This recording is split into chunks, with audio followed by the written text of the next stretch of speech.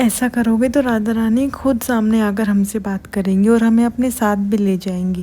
कि इतने में साक्षात्कार भगवत साक्षात्कार के लिए उसमें क्या राधा रानी आमने सामने आके बात करेगी? जैसी भावना करोगे, जैसी, अगर आप ध्यान में चाहोगे तो ध्यान में, और आप प्रगट में चाहोगे तो प्रगट में, लेकिन उतनी हम स्थिति पे पहुंचे, उसके स्टेज है ना कि इस स्टेज पर आपका साक्षात्कार हो जाएगा। तो हम पहले साधन में लगे, पहले हमारी गंदी बातें छूटे, पाप आचरण छूटे, हमारे अंदर कोई कामना न रह जाए, हमारे ऊपर किसी द्वंद्व का प्रभाव न पड़े, मान सम्मान से हम ऊपर उठ जाए और खूब भजन करते हुए रोने लगें, प्रभु के लिए तड़पने लगें, विकल हो जाए। तो फिर जैसा जाकी रही भावना जैसी, प्रभु मूर्ति देखी तिन तैसी, जैसी भावना करोगे वैसे ही प्रभु आपको अनुभव में आ जाएंगे। ध्यान में तो ध्यान में, स्वप्न में तो स्वप्न में, जागृत में तो जागृत में, जैसा चाहोगे, क्योंकि आपके पास नाम रूपी धन एकत्रित हो गया है।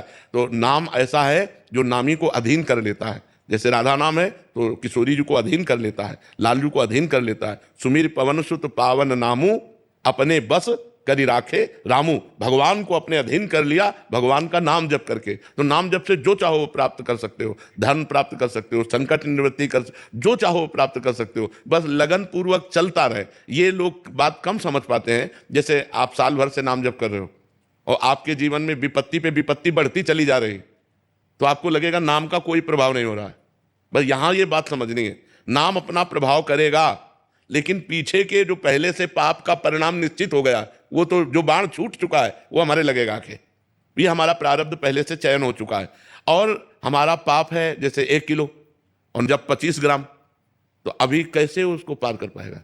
जब हमारा 1.25 किलो नाम होगा तब 1 किलो को दबा करके आगे प्रभाव दिखा देगा। तो हमको नाम जप के परिणाम में ध्यान नहीं देना चाहिए, नाम जप पर ध्यान देना चाहिए। परिणाम तो अमोघ है, अविनाशी है, वो निश्चित फल दे के रहेगा। जब सांसारिक झूठा कर्म, मायाकृत कर्म फल दे करके ही रहता है, तो सच्चिदानंद में कर्म क्यों हमें फल नहीं देगा?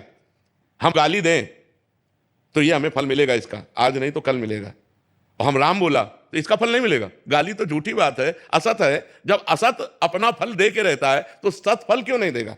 तो इसलिए हमें विश्वास रख करके खूब लंबे समय तक धैर्यपूर्वक नाम जप करना चाहिए, तब माया पर विजय प्राप्त होती। विकलता कैसे प्राप्त होती? नाम जप करते करते जैसे जैसे अंतःकरण पवित्र होगा वैसे वैसे विकलता बढ़ती चली जाती है। नाम जप करो, आप खुद देख लेना, सब कुछ नाम जप है। नाम जप से कभी कभी रोना आता है, फिर रुक जाता है। हाँ, ये गुणों का भी चक्र चल रहा है। जब त्रिगुणातीत हो जाओगे तो एक रस आने लगेगा। अभी तो गुण के अंदर है, कभी सतोगुण, कभी रजोगुण, कभी तमोगुण। तो जब रजोगुण आया तो भोग अच्छा लगने लगा, तमोगुण आया तो निद्रा आलस्य प्रमाद, सतोगुण आया तो भजन अच्छा लगने लगा। जब गुणातीत हो जाओगे, तीनों गुणों से ऊपर स्थिति आ जाएगी, तब वो एक रस स्थिति रहती। जब भगवान दर्शन देंगे तो शब्द थम जाएंगे, सिर्फ भक्ति के आंसू और प्रेम ही निकल पाएगा। किस किस को ये बात अच्छी लगी कमेंट में राधे राधे लिखना। राधे राधे।